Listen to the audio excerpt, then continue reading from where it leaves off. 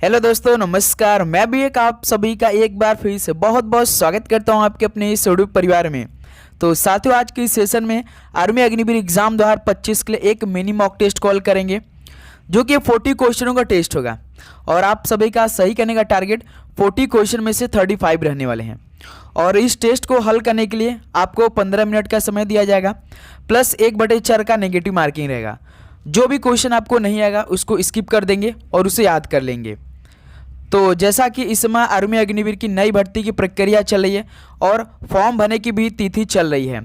12 मार्च से फॉर्म भरने की तिथि शुरू हुई है, 10 अप्रैल तक चलने वाली है। तो जितने लोग अभी तक फॉर्म फिलअप नहीं किया है आर्मी अग्निवीर में, तो फॉर्म को भर सकते हैं। 2 पदों के लिए आप फॉर्म को अप्लाई कर सकते हैं। इस बार 2 मौके होंगे इस बार आपको अग्निवीर को क्वालिफाइंग करने के लिए। चाहे आप आर्मी जीडी के लिए अप्लाई कीजिए, तो आप लोग ट्रेडमैन के लिए भी अप्लाई कर सकते हैं। लेकिन ये बात भी याद रखेंगे, एक दिन आपको आर्मी जीडी का एग्ज़ाम देना होगा, तो एक दिन अगला जो आपने पोस्ट फिलअप किया होगा उसका एग्ज़ाम देना होगा। जैसे आप मान लेते हैं कि जीडी का भी फॉर्म अप्लाई किए हैं और ट्रेडमैन का, तो एक दिन जीडी का एग्ज़ाम देना होगा, तो एक दिन जाकर ट्रेडमैन का एग्ज़ाम देना होगा। ये बात याद रखिएगा आप लोग। तो आप लोग लगातार जुड़ते रहिए, आपकी तैयारी हम बहुत अच्छी तरीके से करा देंगे। जैसा कि आपका सिलेबस रहता है, जीके का 15 क्वेश्चन, साइंस का 15 क्वेश्चन, मैथ का 15 क्वेश्चन और रीजनिंग का 5 क्वेश्चन, टोटल 50 क्वेश्चन आते हैं, जो कि एक क्वेश्चन 2 नंबर का, 100 नंबरों का आपका पेपर होता है।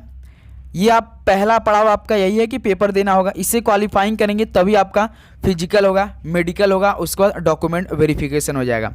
लास्ट में एक फाइनल मेरिट लिस्ट आता है, जो जब ये चारों पड़ाव आपका कंप्लीट हो जाते हैं तब।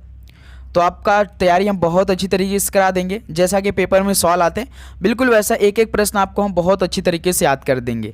बस आप लगातार जुड़ते रहिए और चैनल पे नए तो सब्सक्राइब करके नोटिफिकेशन को ऑन कर लेंगे। तो चलिए इस मिनी मॉक टेस्ट कॉल करते हैं।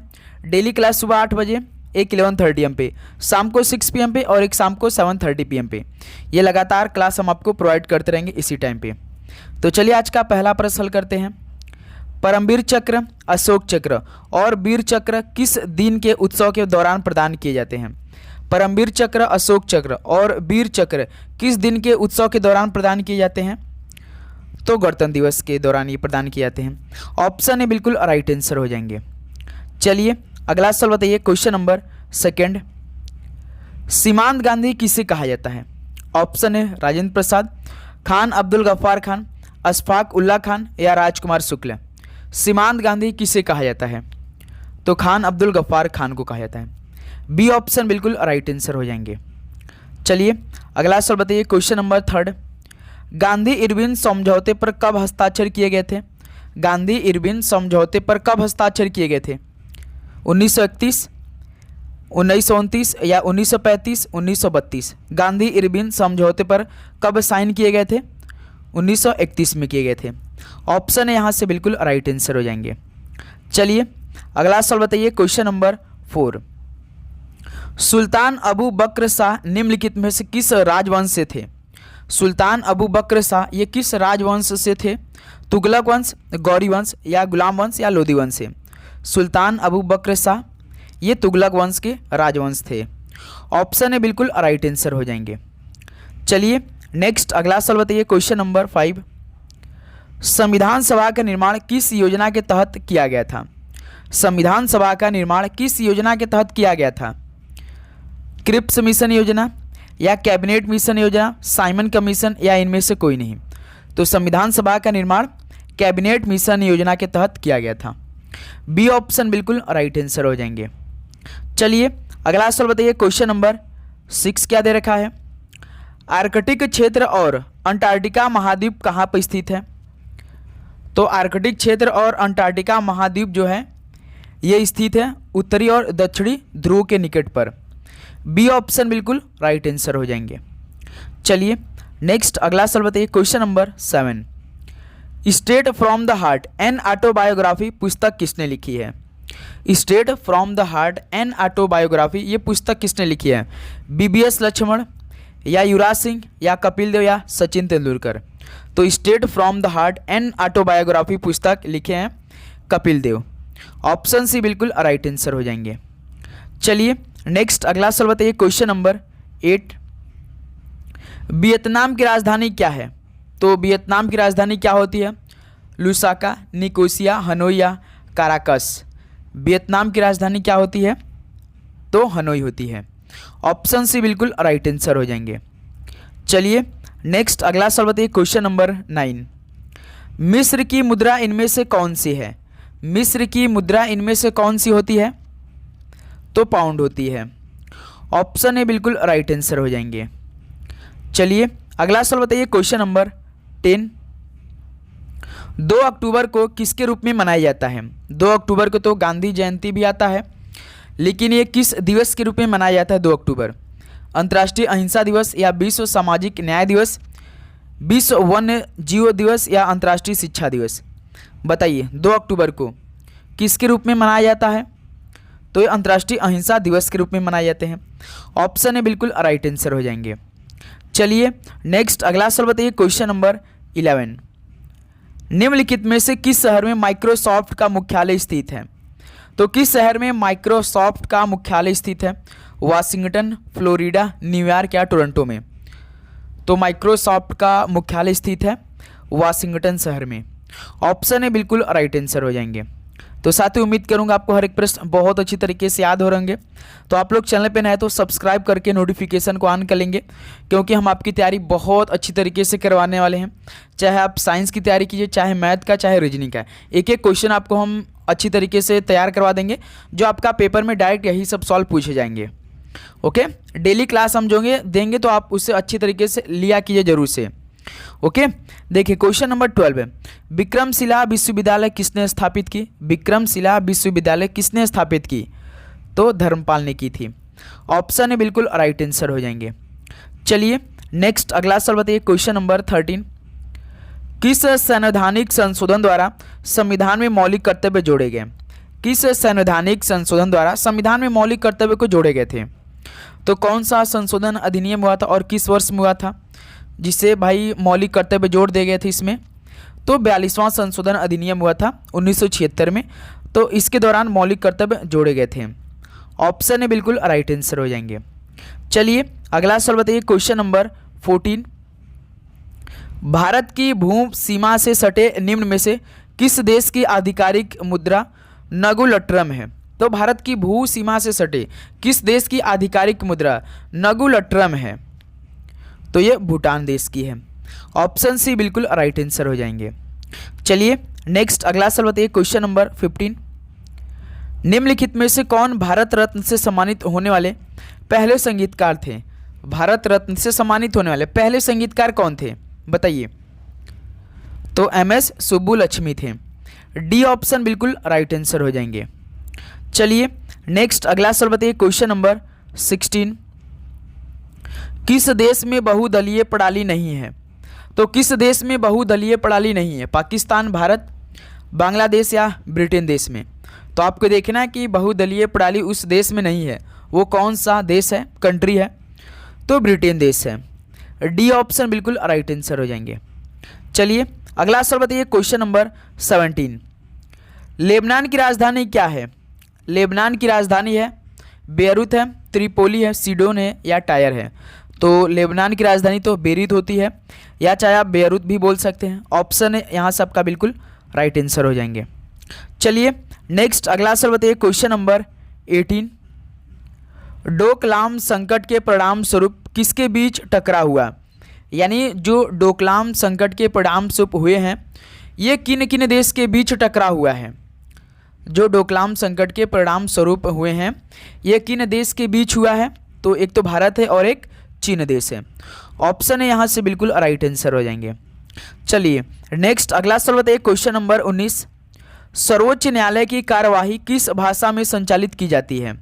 सर्वोच्च न्यायालय की जो कार्यवाही होती है वो किस भाषा या लैंग्वेज में संचालित की जाती है? अंग्रेजी, राज्यों की क्षेत्रीय भाषा, या हिंदी, या अंग्रेजी और हिंदी दोनों में? बताइए।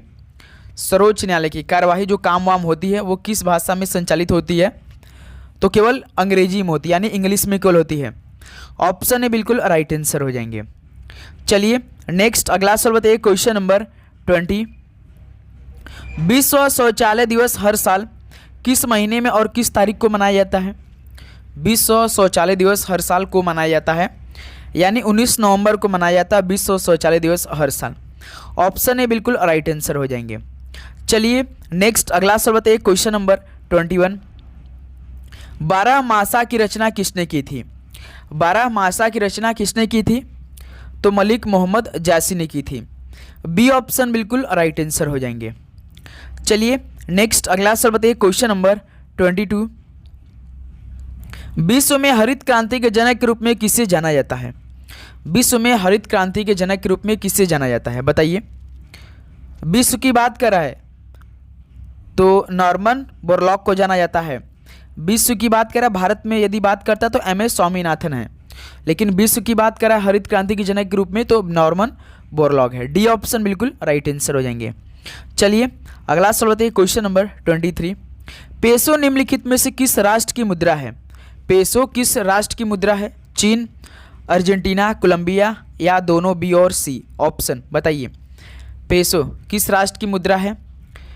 एक तो देखिए अर्जेंटीना की भी है और कोलंबिया की भी है, यानी इस सवाल का डी ऑप्शन आपका बिल्कुल राइट आंसर हो जाएंगे। ओके चलिए नेक्स्ट अगला सवाल बताइए, क्वेश्चन नंबर 24। बंगाल का अंतिम स्वतंत्र शासक कौन था?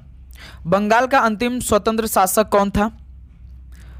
तो इनमें से तो कोई नहीं होगा, न तो धर्मपाल था, न तो रामपाल था, न तो बल्लाल सेन थे, तो इस सवाल का डी ऑप्शन। लेकिन बंगाल का अंतिम स्वतंत्र शासक कौन था? तो गयासुद्दीन महमूद शाह था। महमूद शाह था जो कि बंगाल का अंतिम स्वतंत्र शासक था। कब से लेकर कब तक था? तो 1533 लेकर 1535 ईस्वी तक था। ओके याद रखेंगे आप लोग कि बंगाल का अंतिम स्वतंत्र शासक गयासुद्दीन महमूद शाह था। ओके चलिए नेक्स्ट अगला सवाल बताइए, क्वेश्चन नंबर 25। एशियाई विकास बैंक का मुख्यालय किस देश में स्थित है? तो एशियाई विकास बैंक का मुख्यालय किस देश में स्थित है? सिंगापुर, थाईलैंड, वियतनाम या फिलीपींस में? तो एशियाई विकास बैंक का मुख्यालय स्थित है फिलीपींस में। डी ऑप्शन बिल्कुल राइट आंसर हो जाएंगे। चलिए नेक्स्ट अगला सवाल बताइए, क्वेश्चन नंबर 26। दिल्ली में कुतुब मीनार की नींव इनमें से किसने रखी? दिल्ली में कुतुब मीनार की नींव इनमें से किसने रखी है? तो कुतुबुद्दीन ऐबक ने रखी थी। ऑप्शन सी बिल्कुल राइट आंसर हो जाएंगे। चलिए नेक्स्ट अगला सवाल बताइए, क्वेश्चन नंबर 27। खिलाफत आंदोलन का नेतृत्व किसने किया? बताइए खिलाफत आंदोलन का नेतृत्व किसने किया था? सर मोहम्मद इकबाल या अबुल कलाम आज़ाद, मोहम्मद अली जिन्ना, मोहम्मद अली और शौकत अली? तो बताइए किसने किया था खिलाफत आंदोलन का नेतृत्व? तो मोहम्मद अली और शौकत अली दोनों ने किया था। डी ऑप्शन बिल्कुल राइट आंसर हो जाएंगे। चलिए नेक्स्ट अगला सवाल बताइए, क्वेश्चन नंबर 28। भारतीय राजनीति में वर्ष 1975 किस लिए जाना जाता है? भारतीय राजनीति में वर्ष 1975 किस लिए जाना जाता है बताइए। ये इंपॉर्टेंट वर्ष है भाई, इससे आपको मालूम होना चाहिए, जो कि देश में आपातकाल की घोषणा की गई थी। ऑप्शन सी बिल्कुल राइट आंसर हो जाएंगे। चलिए नेक्स्ट अगला सवाल बताइए, क्वेश्चन नंबर 29। रस सुंदरी देवी की आत्मकथा का शीर्षक क्या है? रस सुंदरी देवी की आत्मकथा का शीर्षक क्या है? तो अमर जीवोन है। ऑप्शन है यहाँ से बिल्कुल राइट आंसर हो जाएंगे, अमर जीवोन। चलिए नेक्स्ट अगला सवाल बताइए, क्वेश्चन नंबर 30। जो भी साथी आपको सवाल नहीं आएगा उसको स्किप करेंगे, नहीं तो नेगेटिव मार्किंग होगा। लेकिन अभी तक तो आर्मी के ऑफिशियल नोटिफिकेशन में नेगेटिव मार्किंग का कोई भी बात नहीं किया गया, प्लस टाइमिंग कितना मिलेगा इस पर भी अभी चर्चा नहीं की गई है। देखते हैं नोटिफिकेशन एक और आने वाला है जॉइन इंडियन आर्मी के ऑफिशियल साइट पे, तो देखते हैं क्या क्या इस बार कुछ बदलाव हमें देखने को मिलता है। क्या इस बार नेगेटिव मार्किंग ही नहीं रहता है या रहता है, टाइमिंग कितना मिलता है, सब कुछ मालूम होगा जब नोटिफिकेशन आएगा तो। ओके देखिए, निम्नलिखित सूची से एक बौने ग्रह की पहचान करें। तो इनमें से एक बौना ग्रह कौन है बताइए? नेपच्यून है, बुध है, मंगल ग्रह या प्लूटो? तो आप जानते हैं कि प्लूटो एक बौने ग्रह है। डी ऑप्शन बिल्कुल राइट आंसर हो जाएंगे। चलिए नेक्स्ट अगला सवाल बताइए, क्वेश्चन नंबर 31। आधुनिक पारिस्थितिकी के जनक कौन है? आधुनिक पारिस्थितिकी के जनक कौन है? तो ईपी ओडम है। ऑप्शन सी बिल्कुल राइट आंसर हो जाएंगे। चलिए नेक्स्ट अगला सवाल बताइए, क्वेश्चन नंबर 32 क्या दे रखा है? निम्नलिखित में से कौन सा ऊर्जा का एक अपरंपरागत स्रोत है? तो ऊर्जा का एक अपरंपरागत स्रोत इनमें से कौन सा है? प्राकृतिक गैस है, या पेट्रोलियम है, या कोयला और लिग्नाइट है, या पवन ऊर्जा है?